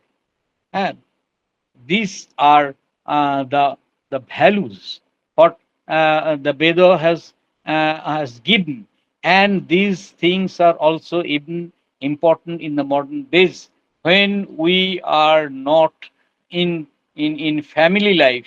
We are not staying together for so many reasons. One of the reasons is ego, that is bad self. In Jeffrey Long's world, it is a bad self, ego. But and everyone becomes, in Hindi we speak, "Hum kisi se kam nahi." This is in Hindi. Why I'm sorry? This ego makes oneself defects from others. And this showmanasya, the behaving very cordial, is the message of the Veda, and we can say that the Veda, these Vedic message even are relevant after thousands of years after in our modern days. In the Vedas, yatra vishang bhavateka niram. This is the message of the Vedas. We are fighting from provinces to provinces, from community to community, from one country to another country. But if we knew the tradition of India, Yatra Vishyang Bhavattekuniram, the message what was taken by practically Rabindranath Tagore and his father in Shantiniketan. They has put is an emblem with this line. And Rabindranath also wrote in Bharat Tirtha Kavita, speak in Bengali, কেহ নাহি জানে কার আহ্বানে কত মানুষের ধারা দুর্বার স্রোতে এলো কোথা হতে সমুদ্রে হলো হারা হেথায় আর্য হেথায় অনার্য হেথায় দ্রাবিড় চীন শক হুন্দল পাঠান মোগল এক দেহে হলো লীন, etc., etc. And Sangyana Sukta, actually in Vedic life, all the black sides were there, all the evil sides were there. In final, what I'm speaking, all poverties were there, ill relations were there, but Veda Rishi seers did not subside it. So they speak Samanang Mana Sahachittameshang Samana Mantra Samiti Samani Samana Hridayani Va. This was the message. And if we follow even today, all some of these messages, we can say that we can be benefited even in this modern society without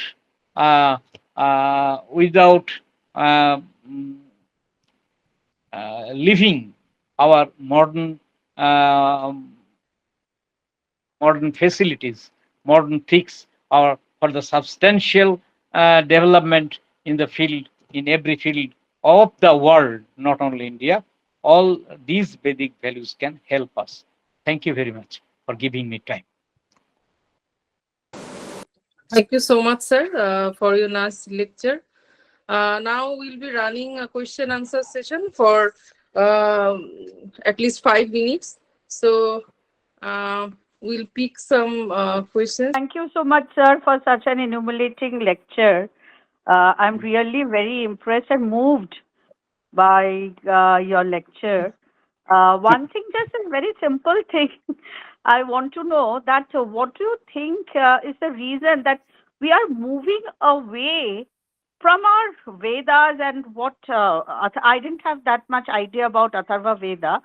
Like, why are we moving away? One thing, and another observation which I have is that I think these values can be inculcated into our children right from the school days.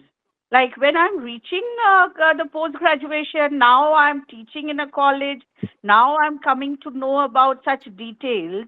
I think in school we are given an idea of various subjects, and these important things that makes up a human being and the values should be inculcated among our children right from the beginning. What do you think about this? This is just my observation while listening to your lecture. It just came into my mind. Thank you, Yes. sir. First of all, I will quote from Marx's moral philosophy that is related to society. Marx says, Karl Marx, obviously, in proposing a solution into the problem of the individual and the community, Marx was contributing to a tradition in moral philosophy going back at least to Plato. Plato has argued that personal happiness is to be found in virtuous conduct and in serving one's community. I hope I am clear, but if you say, I can say he was speaking about Plato, we are speaking about the Vedas and Vedantas. If we inculcate these moral values to the students, may he be anything, scientist, may he be a technocrat, may he be your CBA, very good professor or scientist, no problem.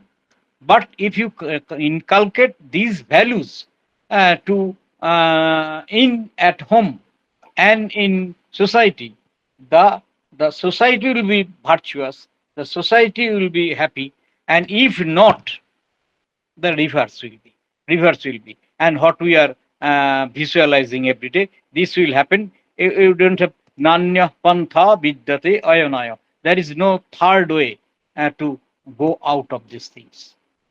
I am the odd man out here. I am Mm. from sales profession, and what I am doing today is I am the recordist. So this great lecture provided by both of you will be conserved in YouTube for the future benefit for everybody. I just had two limited points, one to Taraknath sir and one to Jeffrey sir, and with the with Patrali madam's question that I just wanted to make a point. These Vedas and these are the things, slowly but surely it's coming back. Like companies like Google is trying for a mindfulness training to its employees. They are like Jeffrey sir has talked about dharma, artha, kama, moksha. Nowadays corporates, our ethical business has become a very very important part of this. They are doing a lot of CSR activities and all this stuff, that is corporate social responsibilities. So yes, this is the great lecture that Taraknath sir has provided, with the references of how the Atithi Deva Bhava, where we are coming from. So this is a fantastic insight. Thank you very much, sir. Ever grateful to you. Now, Jeffrey, sir, I have a question. Uh, see, we have Advaita is a very vast subject, and so do you think that even if you go to the time of Shankara, Shankara was said to be Prachanna Buddhist, that kind of it was there. Even from Shankara, if you come to Vivekananda, especially I'm talking about Gospel of Sri Ramakrishna, if you come to that, you will Yes. see a huge difference from ancient Veda that Taraknath sir was referring to, and your lecture that about Vivekananda that you have referred to. So this is Mhm. a huge deviation. So do you think like Advaita, Vishishta Advaita, we should have a Ramakrishna Vivekananda Advaita? What is your take on it? Well, I think we do have a Ramakrishna Vivekananda Dvaita. And if you're familiar with the work of Swami Medananda, he calls it Vijnana Vedanta. And he also uses the term integral Vedanta, Yeah, which of course Vijnana. points to Sri Aurobindo as well. I think there are differences. I think there are interesting continuities, though, too. And I really appreciated Professor Adhikari's presentation because, you know, uh, scholars like to posit a massive gap between Veda and Vedanta, and Sri Aurobindo was quite insistent that that's not the case. That if you read the Veda uh, with attention to its inner consistency and attention to the deeper meanings and the multiple levels of meaning and symbolism that are there, then the world of the Upanishads does not seem so different. It's more of an unpacking of what is already implied in the Vedic material. And of course, we also have to be attentive to the fact that the Sanhitas, the Brahmanas, the Karmakanda, this is for householders, and the Upanishads was really this was something for sannyasis.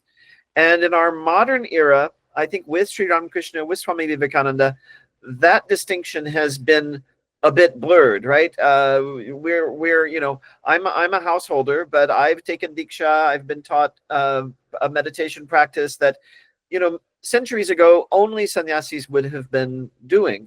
So it's now being shared with the whole world, and so that is creating, I think, a lot of these conundrums, because when we go back to the older teachings, we have to differentiate. Okay, this is for householders, this is for sannyasis.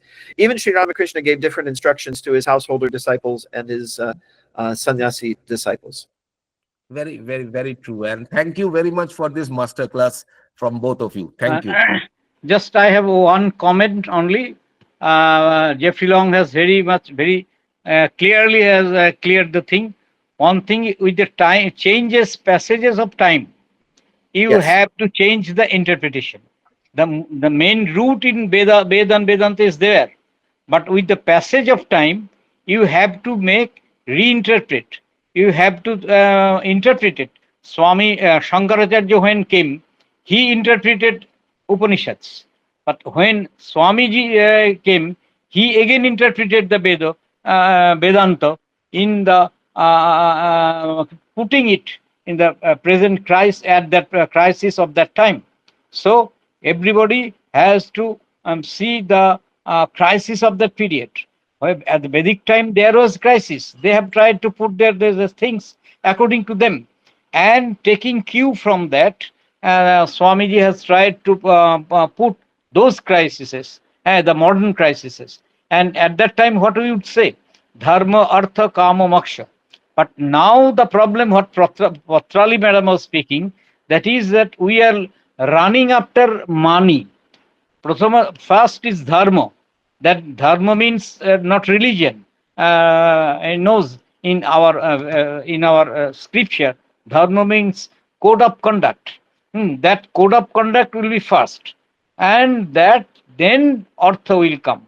But now, what becomes the artha comes first, and then third places goes the dharma. So the problem prevails. This Yeah, is the that's a problem. very quick This is the problem. expression, by hook or by crook. Aye. This is the problem. By hook and by crook, this has become the problem. But Lawrence knows, and you also know, there are so many people are there.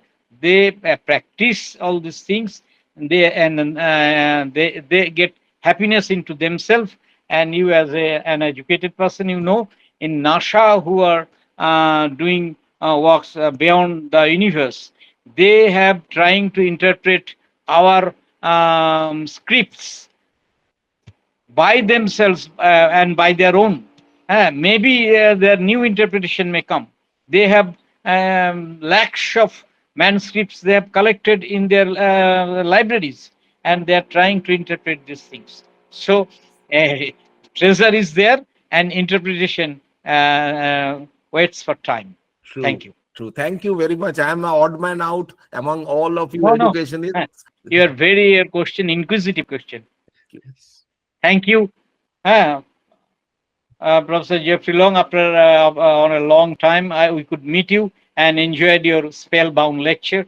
And we are, I don't know your latest book is available in India or not. It is Discovering Indian Philosophy, and it's paperback, so it's not too expensive, fortunately. In India, who are selling this thing? It's by Bloomsbury. Bloomsbury. That is the philosophy of Bauddha, Vedanta, Bauddha, and Jaina. I don't know anything about Vedanta or Jaina, but still I am inquisitive to learn from your book. Thank you, and thank you for your thank you. I really enjoyed it a lot. Thank you. Thank you, sir. We now have come to the end of today's session. Rapti Dev, madam.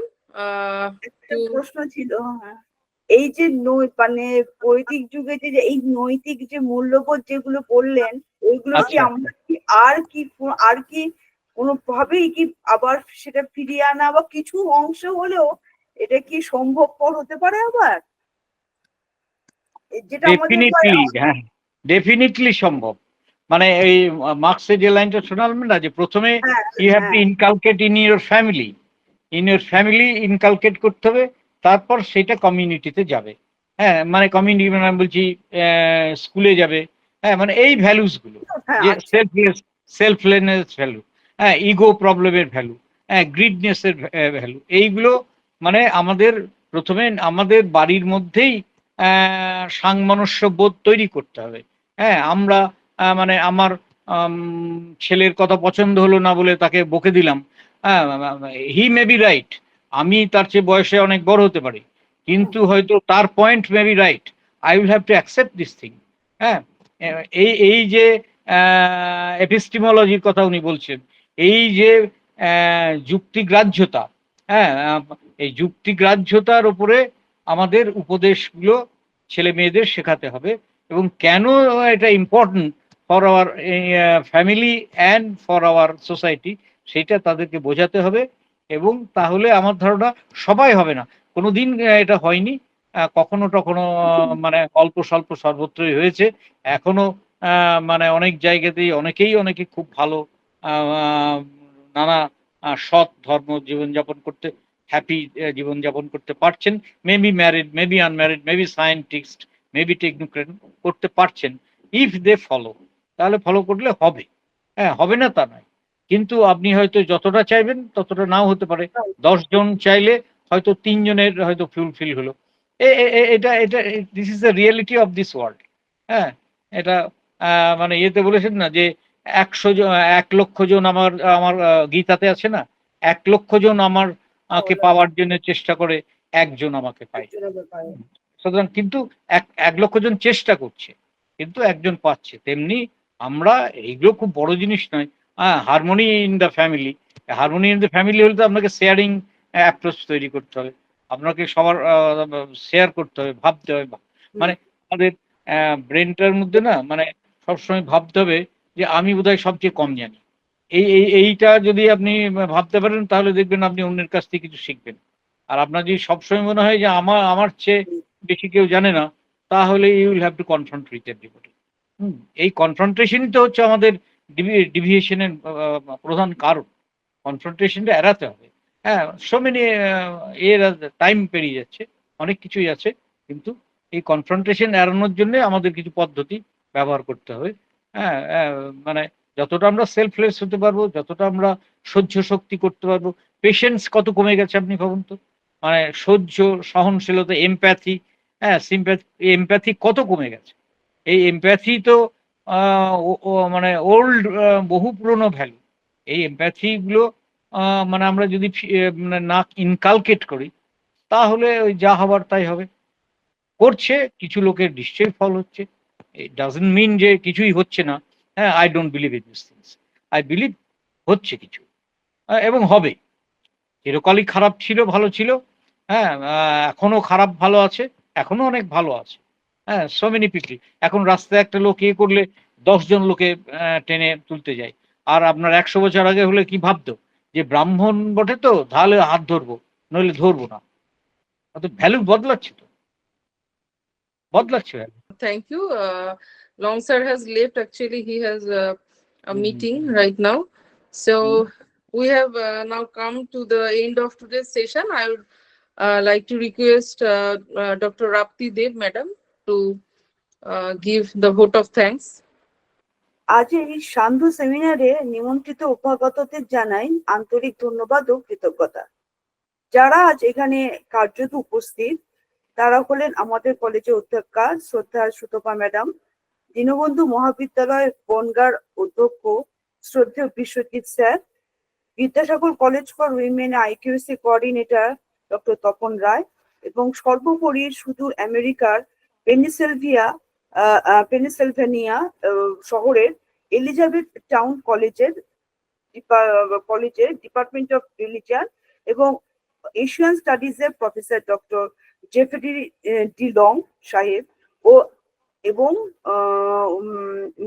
Rabindra Bharati বিশ্ববিদ্যালয় সংস্কৃত বিভাগে professor শ্রদ্ধেয় doctor Tarak অধিকারী স্যারকে জানাই আমার এবং আমার কলেজের পক্ষ থেকে সশ্রদ্ধ কৃতজ্ঞতা। আজ এখানে যে দুজন বিদগ্ধ ব্যক্তি আমাদের মাঝে ছিলেন, তাদের বক্তব্য যে শুধুমাত্র আমাদের সমৃদ্ধ করেছে তা নয়, এই আলোচনার বিষয় অনেকদিন পর্যন্ত আমাদের মনে সযত্নে থাকবে। CCF এর নতুন সিলেবাসে যে নতুন IQAC এর অন্তর্ভুক্তি ঘটেছে তা এক কথায় আমাদের ভারতবর্ষের পুরাতত্ত্বের পুনরাবলোকন বলা যেতে পারে। এই সেমিনারের মূল উদ্দেশ্য তাকেই কেন্দ্র করে, তাই সেটা বলতে আমরা পারি। Jeffery.D.Long সাহেবের বিষয় ছিল all knowledge is within you, epistemology in the thought of Swami Vivekananda. Vivekananda শিক্ষার সংজ্ঞায় বলেছিলেন, শিক্ষা হচ্ছে মানুষের ভেতর যে পূর্ণতা আগে থেকে বিদ্যমান তারই প্রকাশ। অর্থাৎ education is the manifestation of the perfection already in man. উনি এও বলেছেন, আত্মোপলব্ধির জন্য নিজের অন্তরকে জানা প্রয়োজন। যে মানুষের অন্তর জ্ঞানশূন্য, সেই মানুষের কখনো আত্মোপলব্ধি সম্ভবপর নয়। জ্ঞান আমাদের মুক্ত করে। জ্ঞানযোগের মূল তত্ত্ব হলো এই মুক্তি দশার সাধন, যেটা আমাদের সাহেব লং সাহেব এই কথাটা একবার বলেছেন। কোন বিষয় সম্পর্কিত জ্ঞান নয়, প্রকৃত জ্ঞান হলো নিজেকে জানা, এবং সমগ্র প্রকৃতির জ্ঞানের আধার হলো এই সতেই, অর্থাৎ নিজেতেই নিহিত। ডক্টর লং আমাদের এরূপ জ্ঞানের কথাটি উল্লেখ করেছেন, আর তার সাথে সাথে এর উন্মেষে সঠিক পন্থারও দিগদর্শন করেছেন। আধ্যাত্মিক জ্ঞানই একমাত্র আমাদের দুঃখ কষ্ট মোচন করতে পারে, এবং এই যে knowledge of self beyond physical body, যেটা কিনা মাইন্ড, যেটা ইনস্ট্রুমেন্ট অফ দি নলেজ, তার মাধ্যমেই আমরা সেটা আয়ত্ত করতে সক্ষম হই। সাংখ্য দর্শনের কিছু গুরু তত্ত্বেরও কথা উনি বিবৃতভাবে বলেছেন। একটা বিষয়, একটা তথ্যের উল্লেখ না করলে বোধহয় এই আলোচনা কিছুটা অসম্পূর্ণ থেকে যাবে। এটা হলো, ধরুন একটি মানুষ সরোবরে, অর্থাৎ মাইন্ড লেক বলতে যেটা বোঝায়, সেখানে সূর্য হলো জ্ঞান, উচ্ছল জলরাশি হলো কর্ম, প্রেম হলো পদ্মফুল, আর সর্বগুণ হলো যোগ বা সাধনা, এবং এই তারই আত্মারূপ হলো রাজহংস। এখানে আমাদের আত্মোন্মেষের যে লক্ষ্যের কথা আমরা বলেছি, মানে সাহেব লং সাহেব বলে এসেছেন, সে এই রাজহংসই সে পরমাত্মা রূপ নানা প্রতিকূলতার মধ্যে তার প্রকাশ ঘটায়। এই কারণেই বললাম, কারণ রামকৃষ্ণ মিশনের যে প্রতীক চিহ্ন, তার অন্তর্নিহিত কারণ হলো এটাই। স্বামীজি ও বেদ, এই দুই বিষয়েরই আলোচনা সত্যি সময় সাপেক্ষ। তবু এই দুইজন বক্তা যেটুকু তথ্য আমাদের সামনে উপস্থাপিত করেছেন, তাই হলো অমূল্য রত্ন। অপর বক্তা ডক্টর তারকনাথ অধিকারী স্যারের বিষয়বস্তু হলো বেদিক ভ্যালুস অ্যান্ড মডার্ন টাইমস। দারুণ টপিক এটি। বেদ হলো সিন্ধু সম, আর আমরা বিন্দু সময়ই এর নিষ্কর্ষ আহরণ করতে পেরেছি। আজকের দিনে যেখানে মৌলিক মূল্যবোধের অবনমন ঘটছে, সেখানে বৈদিক যুগের মূল্যবোধ আজকেও কতখানি প্রাসঙ্গিক তার সবিস্তারে বলেছেন স্যার। এভাবে হয়তো কখনো ভেবে দেখা হয়ে ওঠেনি।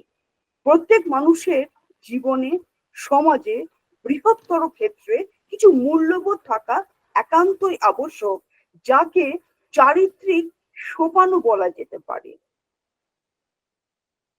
বেদে সত্য, হিংসা, কঠোর নিষ্ঠাবোধ, ভাতৃবোধ, বা বলা যেতে পারে বিশ্বজনীন সৌহার্দ্য, নির্ভয়তা, শান্তি, সর্বব্যাপী সুরক্ষা ও উৎসর্জন হলো জীবনের প্রধান এবং মুখ্য নৈতিক মূল্যবোধ, যা বেদের নানাভাবে ও নানা আঙ্গিকে দেবদেবী মন্ত্রের মাধ্যমে আশীর্বচন রূপে নির্দিষ্ট হয়েছে। অধিকার স্যার এই বিষয়ে বিস্তারিতভাবে আলোচনা করেছেন, এবং আজকের দিনেও তা যে কতখানি প্রাসঙ্গিক তা উল্লেখ করেছেন। এবং স্যার বেদের অনেক অজানা তথ্যের উদ্ঘাটনও করেছেন। যেমন তিনি বলেছেন, ফিলোসফি অফ দি যোগ্য হলো এই সেলফলেস পারফরমেন্স, যেটা বেদিক ফিলোসফিতে যেটা উনি বলতে চেয়েছেন যে ইজ টু এনলাইটেন ওন সেলফই হলো আসল বিষয়। আমাদের মধ্যে যে লোভী সত্তা, সেটা কখনোই বিচার্য হতে পারে না। Selfless consciousness is going to be a part of immorality.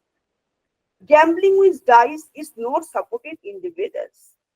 Earning money in a moral way is the only way of living. To welcome guests is the message, যেটা আমরা বলি অতিথি দেবো ভব, in the Vedas, which is implemented even today. এই কতগুলো যে বিষয় মানে কতগুলো যে পয়েন্ট স্যার বললেন, সেগুলো শুধুমাত্র বেদে নয়, এখনকার দিনেও কিন্তু সেগুলো সমানভাবে প্রযোজ্য বা প্রাসঙ্গিক বলা যেতে পারে। যেমন মেসেজ ফর ফ্যামিলি যেটা উনি বলেছেন, যে we must be very cordial to every members of the family. শুধু বাবা মা না, ভাই বোনের মধ্যে, স্বামী স্ত্রীর মধ্যে, অর্থাৎ প্রত্যেকের মধ্যে একটা সৎ ভাব যদি না থাকে, সেটা কখনো শুধু সংসারে নয়, সমাজে বা বৃহত্তর ক্ষেত্রে সেটি কিন্তু কোনো রকম ভাবে কোনো একটা ইম্প্যাক্ট ফেলতে পারে না, যেটা ভ্যালুস বলতে যেটা স্যার বুঝিয়েছে। আমরা একটা কথা জানি যে চ্যারিটি বিগিনস অ্যাট হোম, সেটা যেন আবার স্বীকৃত হলো এই বেদের মাধ্যমে। এখানে কিছু প্রশ্নোত্তরের মাধ্যমেও আমরা কিছু সংশয় দূরীকরণ করতে পেরেছি। এই জন্য দুইজন বক্তাকে আমাদের অনেক অনেক অনেক ধন্যবাদ। সবশেষে জানাই আমার সহকর্মীদের অনেক ধন্যবাদ, যারা এই সেমিনারে উপস্থিত থেকে আমাদের এই ছোট এবং আকস্মিক ব্যবস্থিত সেমিনারকে উৎকর্ষ সাধন করেছে। আর যে সকল স্নেহের ছাত্রছাত্রীরা এখানে উপস্থিত আছো, তোমরা যদি সামান্য উপকৃত হও এই সেমিনারের বিষয়বস্তু থেকে, তাহলেই জানবো আমাদের যথার্থ রূপে সার্থক হলো এই সেমিনারটি করার। সবাইকে আরেকবার ধন্যবাদ জানিয়ে অনুষ্ঠান শেষ করছি।